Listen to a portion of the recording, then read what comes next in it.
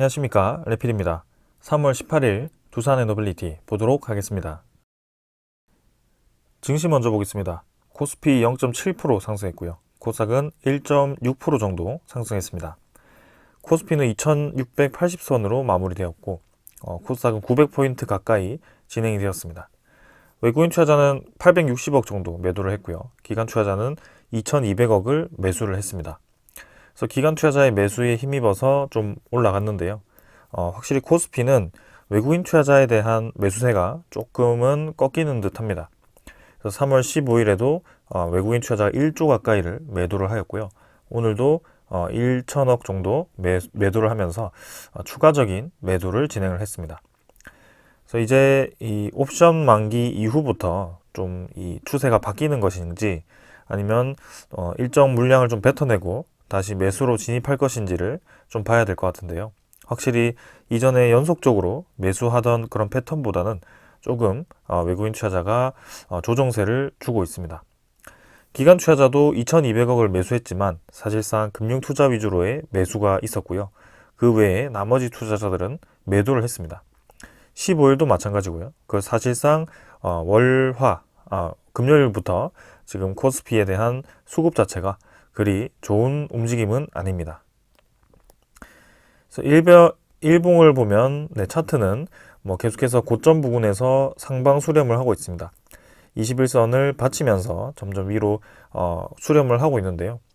2700선 한번 뚫고 떨어지긴 했지만 다시 이제 올라갈 수 있을지는 좀 봐야 될 것 같습니다.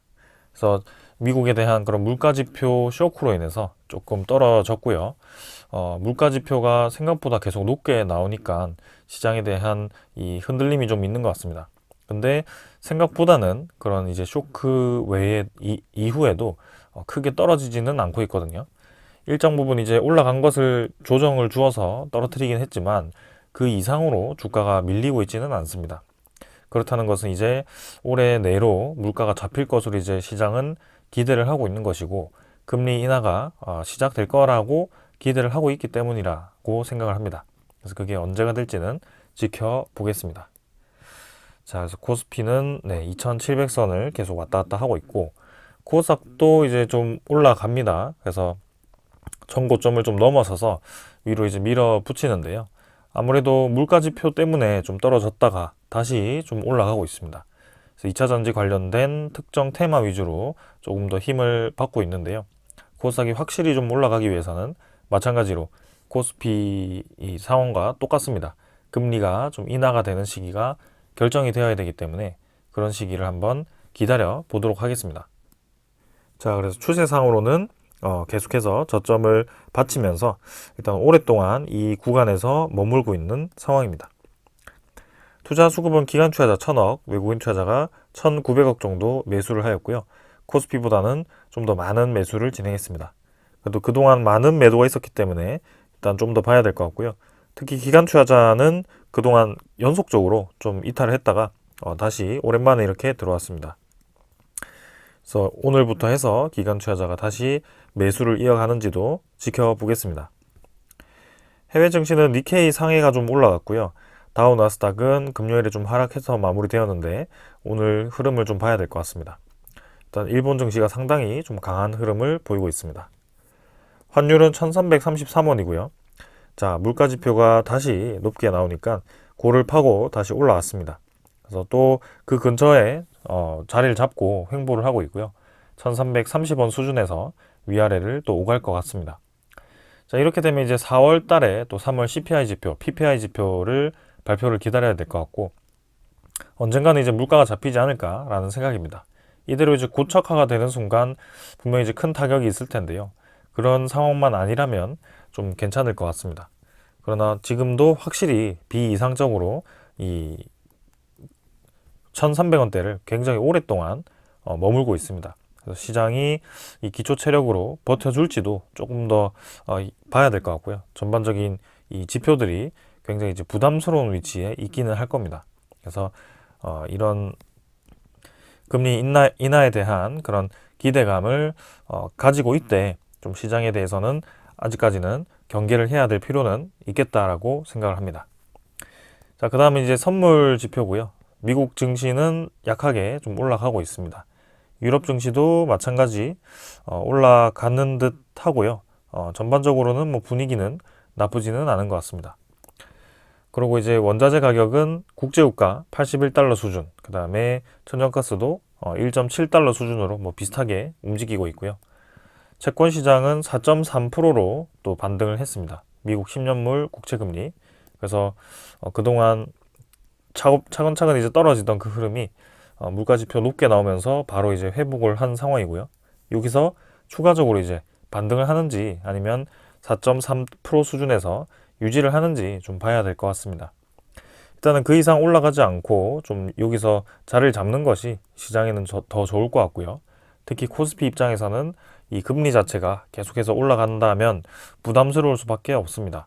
특히 이 국채금리, 미국 국채금리가 올라가면 우리나라 코스피가 좀 떨어지는 경향이 있었기 때문에 그런 것들을 좀 주의 깊게 봐야 할 것 같습니다. 그래서 사실 뭐 지금은 큰 변화는 없고요. 물가지표가 생각보다 빠르게 잡히지 않고 있다. 요 정도 이해하고 계시면 될 것 같습니다. 자, 오늘은 요 정도로 시장 분위기 살펴보았고요. 종목으로 넘어가도록 하겠습니다. 두산 에너빌리티 보겠습니다. 120원 하락해서 0.67% 하락했고요. 17,860원으로 마무리가 되었습니다. 그래프는 상승에서 시작해서 하락으로 쭉 이제 이어졌습니다. 그래서 오늘 코스피는 반등을 했지만 뭐 크게 움직임 없이 뭐 약하게 하락해서 마무리가 되었고요.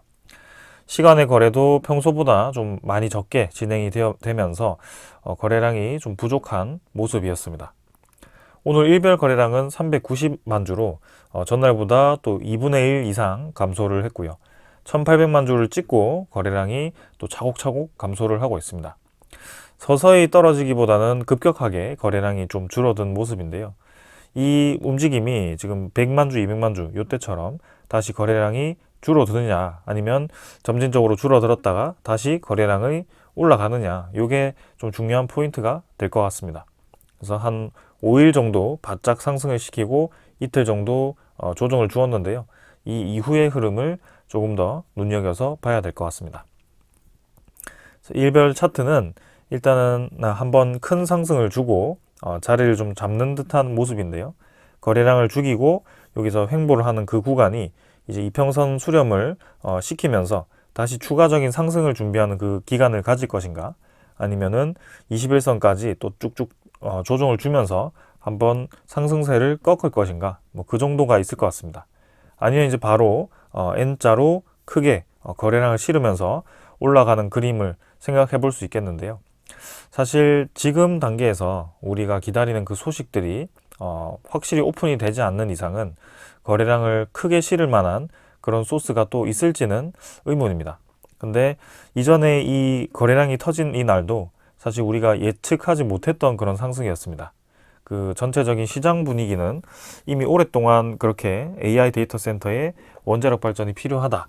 그런 뉘앙스가 많았는데요. 그때는 크게 움직이지 않다가 굳이 최근에 와서 이렇게 크게 올라가는 모습인데요. 지금은 확실히 좀 움직임이 있기는 했습니다. 그래서 기대를 하자면 이 정도 라인에서 주가를 크게 움직이지 않고 좀 횡보를 하다가 이제 계단식으로 올라가는 그림을 좀 그려볼 수도 있겠습니다. 그래서 이 거래량이 완전히 죽지 않고 유지시키는 것을 저는 기대를 하고 있고 그 움직임이 내일도 이어지는지 좀 살펴보도록 하겠습니다.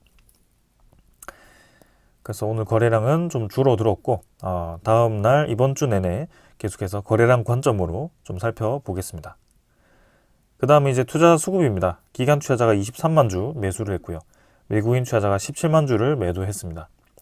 금융 투자 위주로의 매수가 강했습니다. 21만 주 매수 나왔고 보험 5만 주, 투신 4만 6천 주, 은행이 6천 주, 뭐 연기금 투자자는 5만 6천 주를 매도했고요.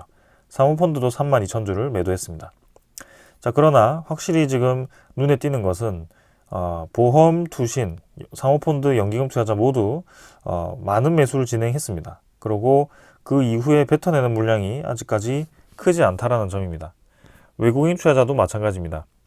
이전에 굉장히 크게 매수했던 그 구간 이후에 크게 지금 물량을 뱉지 않고 있습니다. 그래서 단기간에 뭔가 파생 상품 때문에 급등을 시켰다면 그 차익 물량으로 물량을 어느 정도 뱉어냈을 거라고 저는 생각이 드는데 그런 움직임이 나오지 않았다라는 것은 어느 정도 이 모멘텀을 계속 살려서 가겠다라고 좀 이해가 되거든요.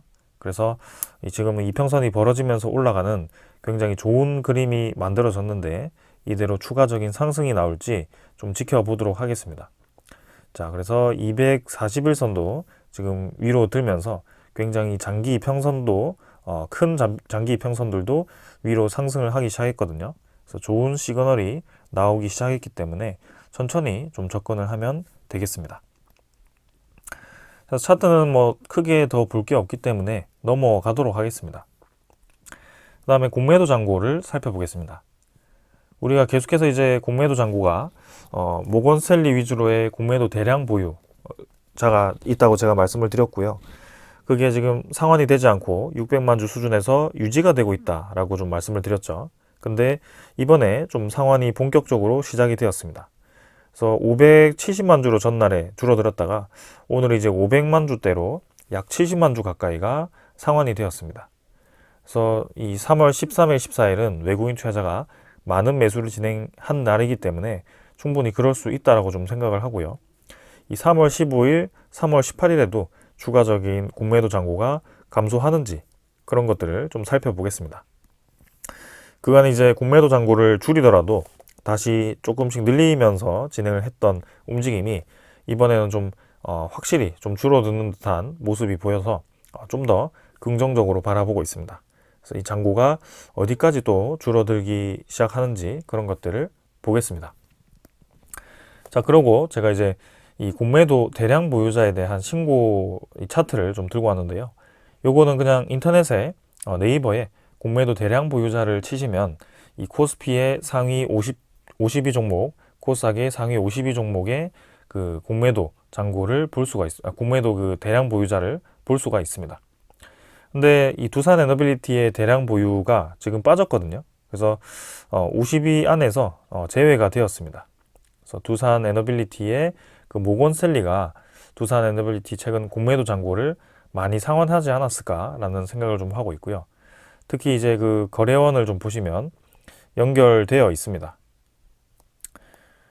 거래원을 보시면 모건 스탠리가 직접 이 장중에 매수를 하진 않지만 전날에도 그렇고 지금 53만 주를 매수를 한 것을 알 수가 있습니다.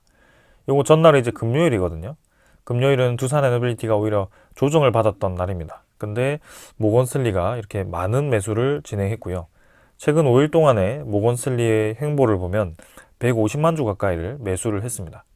그만큼 최근에 이 물량을 모건 스탠리가 많이 모았다라고 볼 수가 있고 저 공매도 대량 보유자로부터 지금 빠진 그런 상황이 되어버린 겁니다.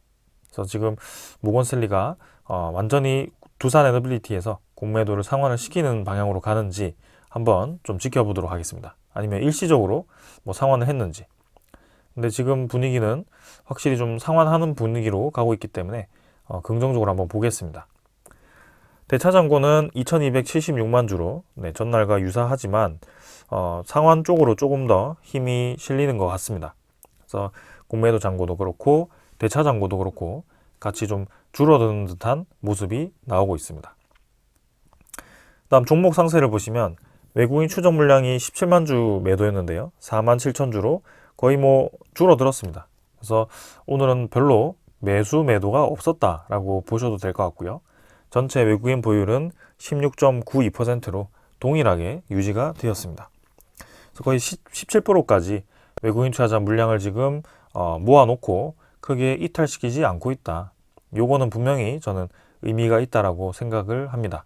옵션 만기가 끝났음에도 불구하고 그 이후에도 이렇게 보유량을 유지를 한다는 것은 의미가 있어 보입니다. 그래서 조만간 이제 이 관련된 좋은 소식이 나올 것인가 아니면은 장기적으로 두산 에너빌리티를 좋게 보아서 이렇게 물량을 매집하는 것인가 그런 것들을 좀 생각을 해보면 되겠습니다. 뭐 첫 번째가 되었든 두 번째가 되었든 어떤 문제가 되었든 간에 두산 에너빌리티에 지금 투자를 하고 있다는 것은 긍정적인 흐름으로 볼 수 있습니다.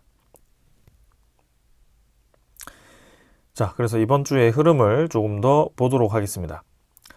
자, 그 다음은 두산 에너빌리티에 대한 기술적인 부분들은 다 이제 설명을 드렸고, 오늘 전해드릴 소식들을 가져와 봤습니다. 뭐 직접적으로 이제 두산 에너빌리티에 대한 소식은 아닌데요. 결국에는 또 비슷한 얘기입니다. 모든 것이 이제 전기화가 되기 때문에 AI 열풍까지 불면서 전력난에 이 글로벌 기업들이 굉장히 많이 관심을 가지고 있습니다.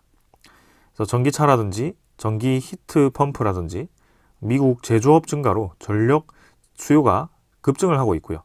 전기 먹는 하마라고 하는 데이터 센터도 AI 산업 급성장에 수요 폭발을 하고 있습니다. 그래서 최근에 이 데이터 센터를 설계하는 기업이 미국 이 나스닥에 상장이 되어 있는데요. 거기에 주가가 이제 실적이 굉장히 좋게 나와서 급등을 하는 모습도 있었습니다.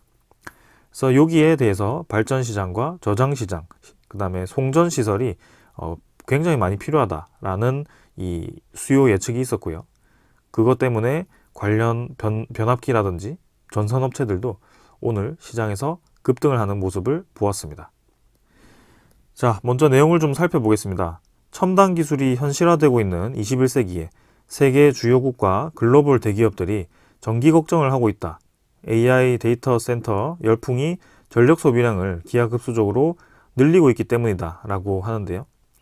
뉴욕타임즈는 14일 전력 수요가 급증하고 있는데 친환경 대체 에너지 공급은 기대에 미치지 못한다. 그래서 미국 정부의 기후변화 대응 계획에도 차질이 불가피해졌다라고 얘기가 나왔습니다. 그래서 올해 초 2020년에서 2023년 미국의 전력 수요가 크게 늘었는데 올해는 전력 소매 판매량이 사상 최대인 40억 킬로와트시에 달할 전망이다라고 얘기가 나왔습니다. 그래서 향후 10년간 예상되는 전력 수요 증가세가 5년 전 증가율의 2배에 이를 거라고 하는데요. 이 아래 이제 그래프를 보시면 느낌이 옵니다. 2019년에서부터 2026년까지 IEA에 대한 자료입니다. 지금 최고 전망 시나리오가 이 빨간색 그래프인데요. 굉장히 급증을 합니다. 지금 우리가 2024년에 위치를 하고 있는데요. 2024년에서부터 2026년까지 이 그래프 증가가, 전력 수요 증가가 거의 직선에서부터 위로 들기 시작합니다. 그만큼 많은 수요가 필요하다는 뜻인데요. 약 2년 만에 600테라와트시에서 1000테라와트시로 증가를 할 수도 있다라고 표현을 해 놓았습니다. 그만큼 이전에 우리가 운영하던 그 발전량 가지고는 2026년 가면 턱도 없이 부족하다라는 뜻이죠. 이게 갑자기 2022년에는 그런 얘기가 없다가 24년에서 와서 그런 얘기가 갑자기 나오는 이유가 뭔가라고 생각하시는 분들도 있을 겁니다. 갑작스럽게 등장한 게 오픈 AI라는 서비스가 있고요. 그런 이 구글이라든지 아니면 마이크로소프트라든지 뭐 아마존이라든지 이런 미국의 그런 업체들이, AI 개발 업체들이 본격적으로 AI를 시장에 내놓기 시작하면서 경쟁이 굉장히 치열해졌고요. 그리고 이제 학습망을 돌리기 위해서 필요한 데이터 서버들이 굉장히 수요가 커지고 있습니다. 그래서 갑작스럽게 커지는 이 시장에 서버가 지금 수요가 엄청나게 증가를 하는 상황이고요. 그 때문에 반도체 산업들도 굉장히 주목을 많이 받고 있습니다. 그런데 우리가 중요하게 지금 생각하는 것은 반도체 수요까지 증가해서 그렇게 납품하는 것은 알겠는데 그걸 이제 납품했을 때 이 많은 전기를 도대체 어떻게 감당을 할 것인가에 대해서 의문을 가지고 있는 것입니다. 자, 그래서 미국에서도 신재생에너지라든지 재생에너지 같이 늘리고 있긴 하지만 원자력 에너지에 다시 관심을 가진 이유가 그 때문이고요. 이런 데이터 서버에 대한 수요를 감당하기 위해서는 많은 에너지들이 필요하다. 그래서 에너지를 다각화해서 그 에너지를 다 증가를 시켜야 된다라는 얘기가 나오는 것입니다. 그래서 결국에는 전기를 갖는 자가 승리를 한다라는 얘기가 나올 정도이고요. 일론 머스크가 독일에서 열린 행사에서 AI 분야 급성장에 따라서 1년 전에는 칩이 부족했는데 이제는 변압기와 전기 공급난이 발목을 잡을 것이다 라고 얘기를 했습니다. 그래서 내년에는 인류는 AI를 위한 충분한 전기를 찾지 못할 수 있다. 그리고 오픈 AI의 샘 알트먼 CEO는 올해 초 세계 경제 포럼에서 AI가 잠재력을 최대한 발휘하기 위해서는 핵 융합 에너지 같은 돌파구가 필요하다라고 핵 에너지에 대한 필요성을 다시 한번 강조를 했습니다. 그리고 아마존 웹 서비스는 원자력 발전소에 인접한 부지를 개발한 발전업체 탈렌 에너지로부터 데이터 센터를 6억 5천만 달러에 인수를 했습니다. 그래서 마이크로소프트와 구글은 데이터 센터와 공장 주변에 전력을 공급하는 소형 원자력 발전소를 설치하는 방안을 구상을 하고 있다라고 합니다. 그래서 무공해 핵 융합 에너지를 개발하는 회사와 전력 구매 계약을 체결하기로 했고요. 그래서 이런 것들이 계속 부각이 되고 있습니다. 그래서 딱 답이 나왔죠. 지금 우리 산업에서 가장 주목받고 있는 것이 인공지능 AI입니다. 요거는 우리는 삶에서 떨어질 수가 없습니다. 여러분들 이제 바로 갤럭시 휴대폰에서도 AI가 지금 AI가 심어져서 그렇게 이제 적용이 되고 있고요. 그다음에 뭐 자동차, 자율주행 자동차, 그다음에 로봇, 그다음에 산업용 이 센서들, 산업용 이 기계들이 모두 다 이 AI 기반으로 최근에 움직이고 있습니다. 그래서 그런 것들을 학습시키고 배포하고 그런 과정들이 계속해서 필요할 텐데요. 그 학습시키는 이 AI 모델을 개발하기 위해서는 데이터 서버가 결국에는 중요해집니다. 그래서 이 AI 데이터 센터가 무지막지하게 이제 늘어날 텐데 거기에 대해서 전력 공급을 어떻게 할 것인가에 대해서 고민을 하고 있는 것입니다. 자, 그래서 방금 내용을 보셨듯이 이미 AI 선진국들은 원자력 에너지, 핵 융합 에너지, 여기 SMR 이런 쪽에 관심을 가지고 이 AI 데이터 센터는 그 안정적인 전력 공급을 위해 이 핵 에너지에 관심을 가지고 있습니다. 그래서 우리나라도 지금 SMR에 대한 개발이 필요한 상황이고 거기에 대해서 준비가 필요합니다. 그래서 핵 에너지에 대해서 부정적으로 계속해서 접근을 하는 것이 아니라 재생에너지와 함께 핵 에너지를 섞어서 쓸 수밖에 없는 그런 상황이 지금은 만들어졌다는 것이고요. 그 결론 자체가 이미 이 표 하나로 답이 나왔습니다. 2024년에서 2026년까지 급증하는 이 전력 수요에 대해서 어떻게 감당을 할 것인가에 대해서 얘기를 하면 됩니다. 재생에너지만 늘려서는 결코 저 에너지를 감당할 수가 없습니다. 지금 우리 전체 사용하고 있는 에너지를 생각을 해보면 우리나라에 원자력 발전이 지금 25기 정도 있을까요? 용량이 작은 것도 있고 이제 큰 것도 있기 때문에 평균적으로 그냥 30기가와트라고 생각을 하겠습니다. 이 30기가와트가 지금 가동률을 높여가지고 우리나라의 전력 30% 정도를 책임지고 있는데요. 그게 이제 나머지 70%는 그러면 재생에너지와 뭐 석탄 화력 발전, LNG, 그 수력 발전 이런 것도 이제 포함이 될 겁니다. 그래서 70기가와트 수준을 원자력 발전처럼 안정적으로 공급을 해야만이 이 70기가와트가 이제 공급이 되는 건데요. 그게 지금 2024년에서 2026년으로 갔을 때 아까 600에서 1000으로 간다 했죠, 제가. 그래서 3분의 5 정도가 커집니다. 그래서 3분의 5 정도를 키운다라고 치면 지금 20, 23 정도가 되겠네요. 5 하면은 115기가와트를 지금 70%로 칠 수밖에 없고요. 이 원자력으로 돌리는 것도 3분의 5를 하면 50기가와트가 필요하게 됩니다. 결국에는 원자력 에너지를 30%로 유지한다고 했을 때는 지금 20기가와트가 늘어나야 되는 소리다 라는 얘기죠. 그래서 20기가와트면 1.4기가와트, 1400메가와트급 원자력 발전을 지금 10기 이상 지어야 됩니다. 그리고 우리가 지금 수명을 다하고 있는 원자력 발전이 하나씩 도래하고 있는데 그걸 수명을 연장을 해야 됩니다. 그래야만 이 50기가와트라는 숫자를 달성할 수가 있고요. 2026년까지요. 근데 또 대형 원전이 마냥 늘어나서는 이 2026년에 저 전력 수요를 다 할 수 없죠. 왜냐하면 대형 원전은 짓는데 이제 10년 걸리고 운영하는데 좀 더 시간이 걸리기 때문에 당장 필요한 2026년에 많은 에너지가 필요한 거에 대해서는 감당을 할 수가 없습니다. 그래서 이제 이 115기가와트를 또 재생에너지라든지 그런 걸로 하려니까 또 엄청나게 많이 전력이 필요한 상황인데요. 그거를 SMR이라는 대안을 가져왔을 때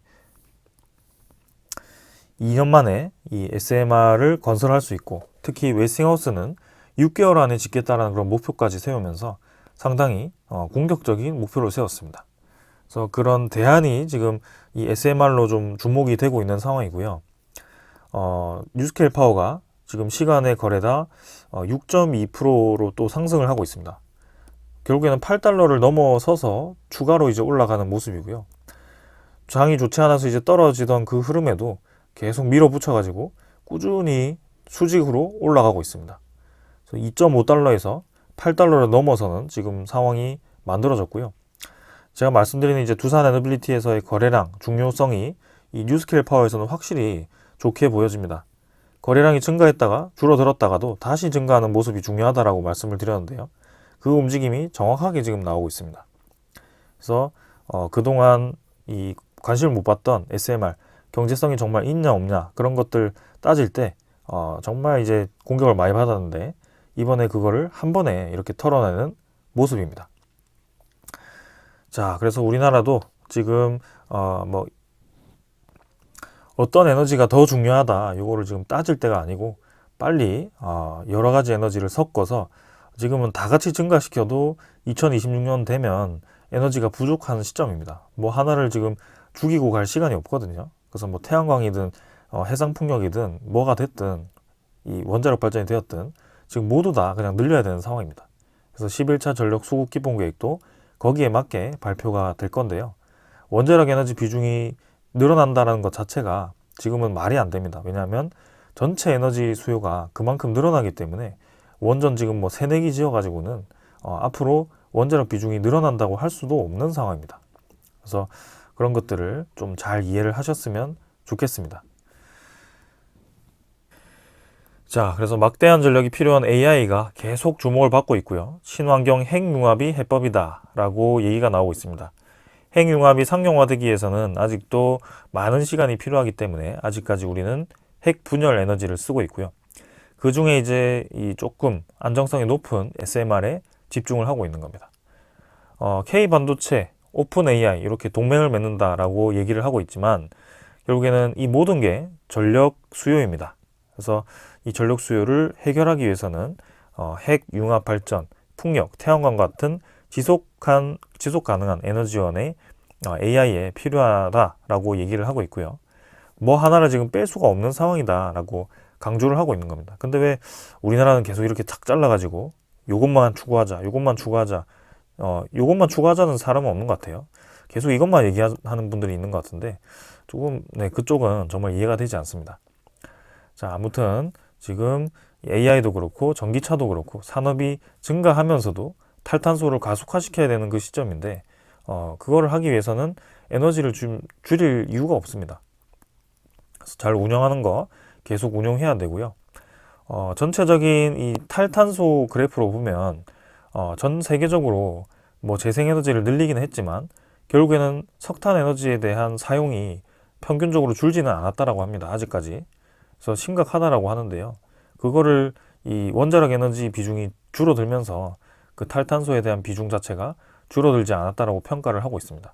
그래서 원자력 에너지에 대한 위험성도 분명히 있긴 하지만 그 탈탄소가 더 위험하다고 하다면 거기에 지금 초점이 맞춰져 있다면 우리가 굳이 탈원전에 앞장설 필요도 없고요. 지금은 다양한 에너지를 늘리는 와중에 원자력 에너지에 대한 대안이 나왔을 때 그렇게 줄이면 될 것 같습니다. 근데 지금은 그런 상황이 전혀 아니다 라는 점이고요. 그리고 한 가지 에너지에 너무 집중했을 때 나타나는 부작용도 분명히 있더라. 그래서 전력계통이 이렇게 불안이 심해지고 정부 지자체가 지금 대책을 추진하고 있지만 쉽게 대책이 마련될 것 같지는 않습니다. 호남 지역에서 우리 수도권까지 이렇게 많은 에너지를 보내기 위해서는 전선이 얼마나 많이 필요할까요? 지금 보통은 동해 지역에서 좀 오는 경향이 있는데요. 지금은 서남쪽에서부터 오기 위해서는 많은 이 전력 수요, 전기선이 필요하겠죠. 그래서 고전압 케이블이 필요하고 일단 그런 것들을 깔기 위해서도 지역 주민들의 동의도 많이 받아야 되고요. 쉽지 않은 것 같습니다. 그리고 태양광, 해상풍력 이런 것들이 사실 뭐 계속 안정적으로 수급이 오면 그렇게 공격적으로 투자를 하겠지만 어떤 때는 이제 보내지 않아도 될 정도로 너무 부족한 때가 있고 어떤 때는 너무 많이 생성되어서 또 넘칠 때가 있고 이렇기 때문에 구분을 하기가 어렵죠. 그래서 뭐 계속 이제 ESS라는 그런 저장 장치를 외치고 있긴 하지만 이 ESS 자체가 다 전기적인 배터리입니다, 여러분들. 전기 배터리를 모아다가 여기다 꼽아 놓은 거예요.